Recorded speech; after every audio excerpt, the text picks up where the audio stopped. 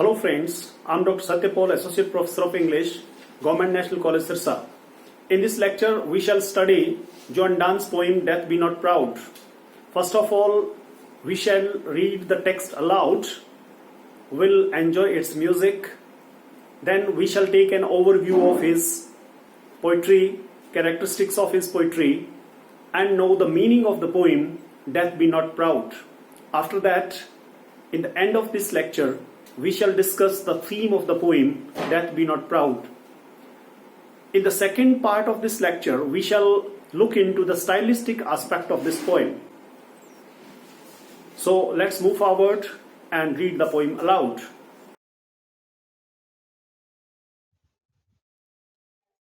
John Donne. John Donne is a famous metaphysical poet who was born in 1572. By metaphysical, we mean that his images consist of heterogeneous ideas brought together by force.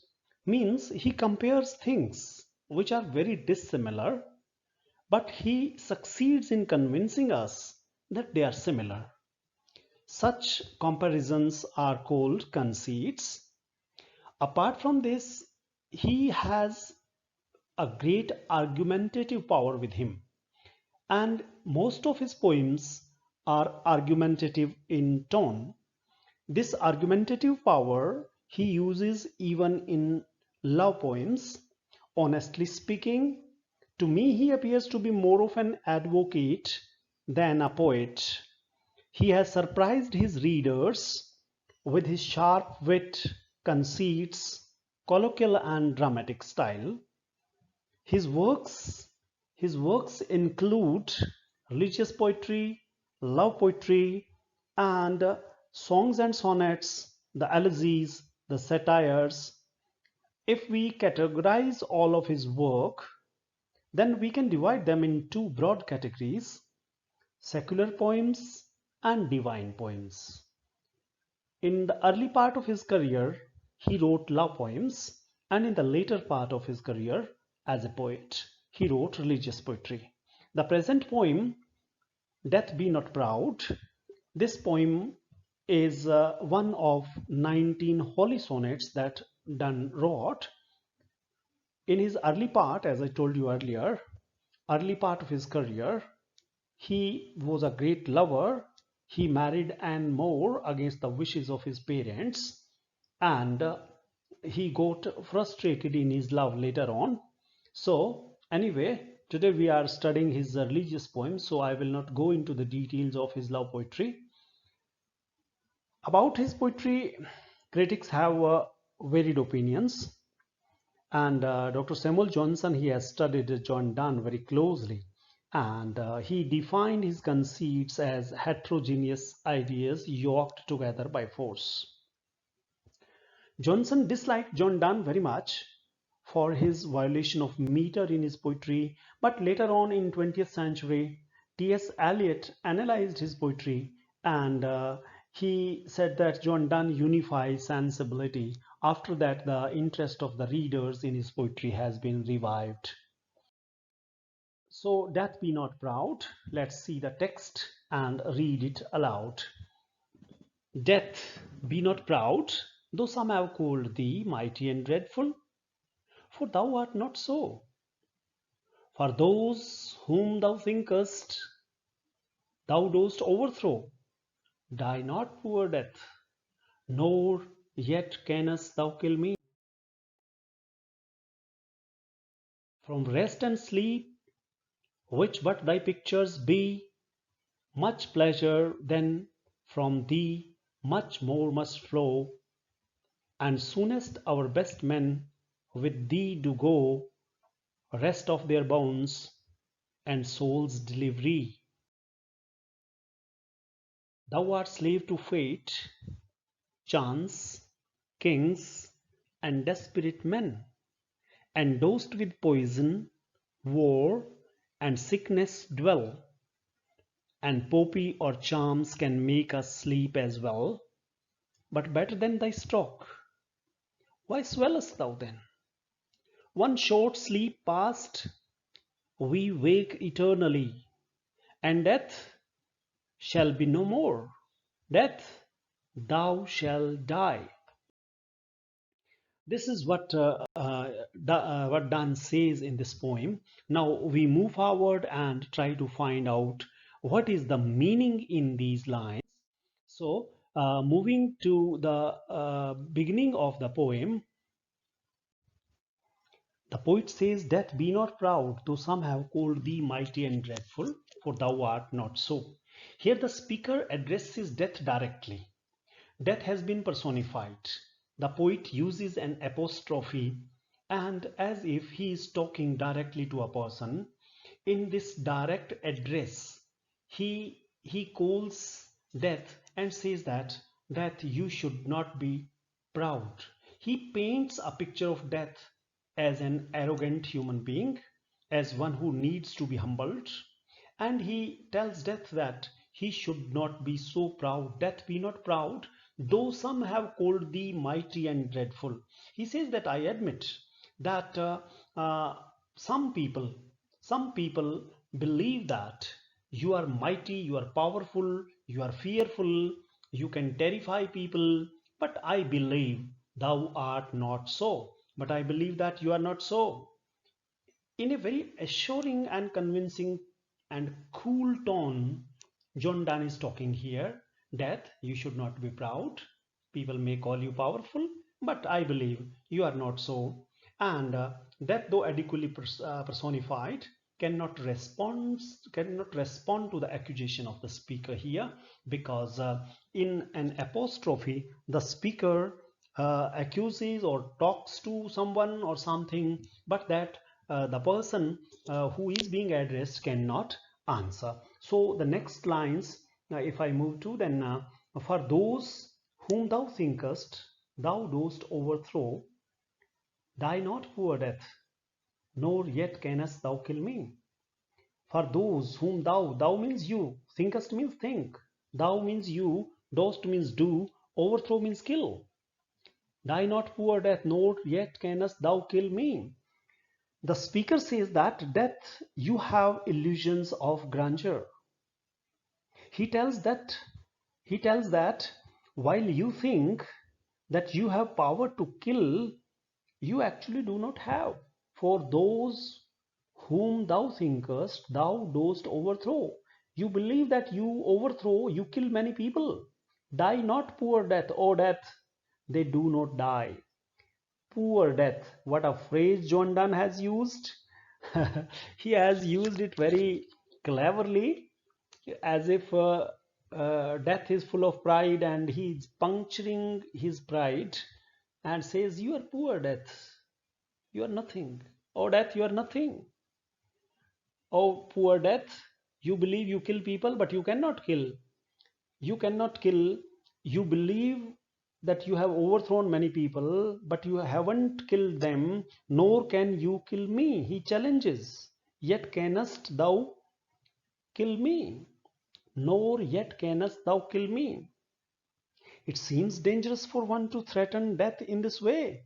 But Donne speaks at a very different level. He uses the Christian theology of eternity to taunt death by telling him that even if even if you take me away from my physical body, you can never truly kill me. In Christianity, it is believed. In Indian mythology also, where people believe that soul is immortal and soul comes out of the body, and after some time, this soul enters another body and takes birth once again. So, with one who believes in such a philosophy, death cannot kill. See the tone here. Poet is very aggressive, but he is not angry. He maintains his cool and calls death poor. He challenges and says, you cannot kill me. From rest and sleep, which but thy pictures be. O death, rest and sleep are your pictures. They are just like you. And thus death is being compared to rest and sleep. He says, from rest and sleep, which but thy pictures be, much pleasure, then from thee much more must flow. The poet uses the word pleasure.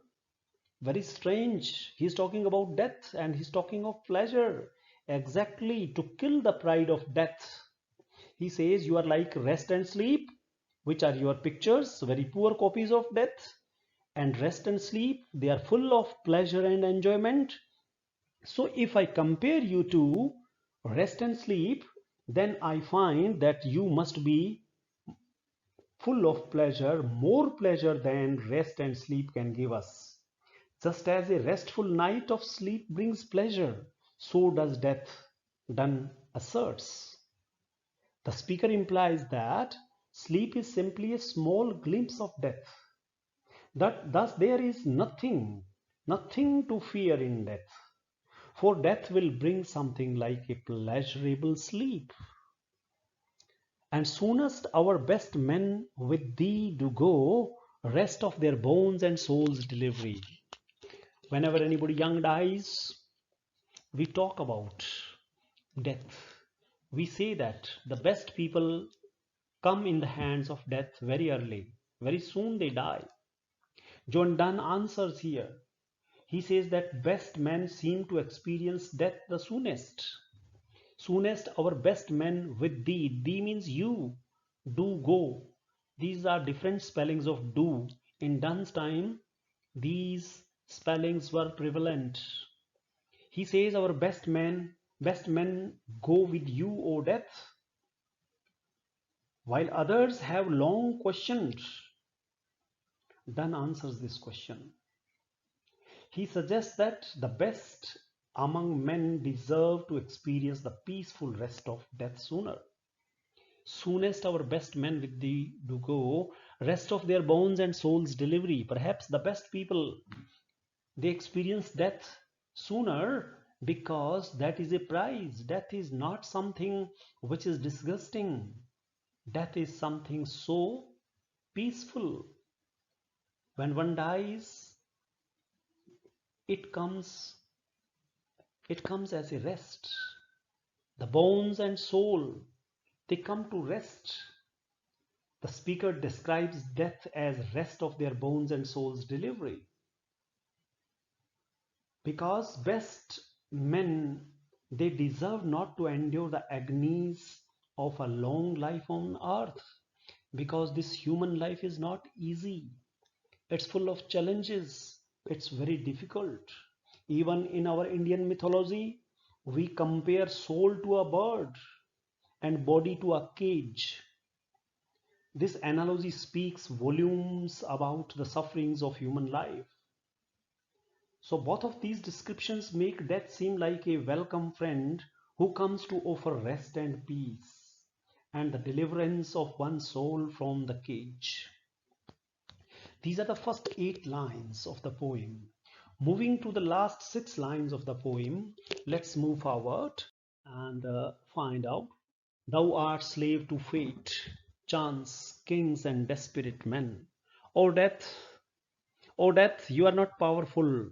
Had you been powerful, you would have acted by your own. But thou art slave. First he called death poor death. Now he calls death a slave. He says you are a slave to fate. Fate means luck. You are a slave to chance. People die by chance. Sometimes kings order the death of people. Government orders, courts order. This is what Donne means by kings. Kings means courts or the governments. Governments order that this person should be hanged, and death comes in the form of hanging. Desperate men. Sometimes people, they are so desperate to die. I have brought in a video here for you, and this video shows how people die by chance. I'm very sorry to see this video. See this video how people die. See, that truck with lights is coming and these people are waiting at this corner and oh my god, oh my god. See, this is hard luck. This is hard luck, how people die of hard luck. you have just seen, this is what is fate, this is what is chance. Again, if we look at, then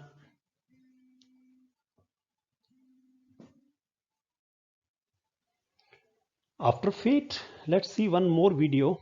It is sheer by chance that people die. John Donne says that it is hard luck. Sometimes it's by chance that people die. In this video, people are waiting patiently for the green light. See here, and it is sheer by chance that this tower falls on them. See, a tower falls on the people waiting at the green and red light. So this is by chance, sheer by chance. Less number of people would have died if there would have been green light.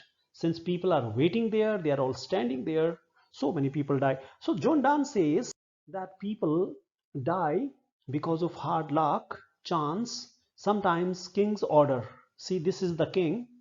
At your screen you see, this is the king, and he has ordered. This is the king, he has ordered, and this man is executing. People are being killed here.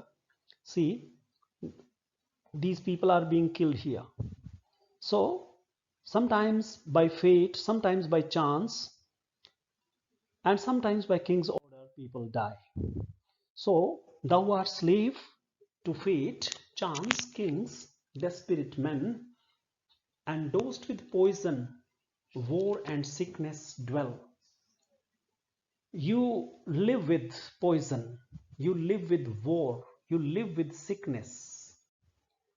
Indeed, Donne is trying to humble death. First he says that, oh, you are a poor death. He tells that death that you are not mighty and dreadful, rather you are poor slave, and you kill people, rather you do not kill people. People die by fate, chance, or by order of the kings. He then accuses death of having lowly companions such as poison, war, and sickness. People drink poison, they die. Sometimes people die in war while fighting a battle. Sometimes people become sick, and due to their illness they die. So death, this is not to your credit. They die because of other reasons. Poison, or because of other reasons, that is not to your credit. He taunts death and seems to say that, how can death be feared when he is himself a slave? See the word slave in the first line. The third word is thou art slave. Death is not powerful, death is a slave. And he says, and poppy and charms can make us sleep as well. Poppy, this is poppy, अफीम जिसको हम हिंदी में कहते हैं. Poppy, one who consumes poppy goes to sleep, enjoys sleep for a long time. नशा हो जाता है उसका. So poppy and charms mean magic. Some people, they go to sleep by magic. Poppy and charms can make us sleep as well, and better than thy stroke.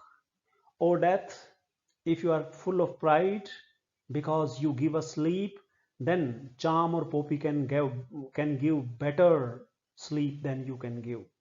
So death, you should not feel pride. We can go to sleep by poppy or charm. Now, these are the factors which give us sleep. So Donne finally comes towards the end. He says, one short sleep past, we wake eternally. O death, you are like a short sleep. When that sleep comes to an end, we wake eternally. O death, you are like that sleep. And death shall be no more. After our soul reaches heaven, then death has no meaning. Death becomes meaningless. And in the final phrase, he says, death, thou shalt die. O death, you will come to an end. You will become meaningless. You will die. After a short sleep, when we reach heaven, then you will die rather than we people dying. So, death, don't feel pride. You are not powerful, and we human beings, when we die, we reach heaven and death dies. If I talk about the theme, then death is neither fearful nor powerful. This is what John Donne asserts.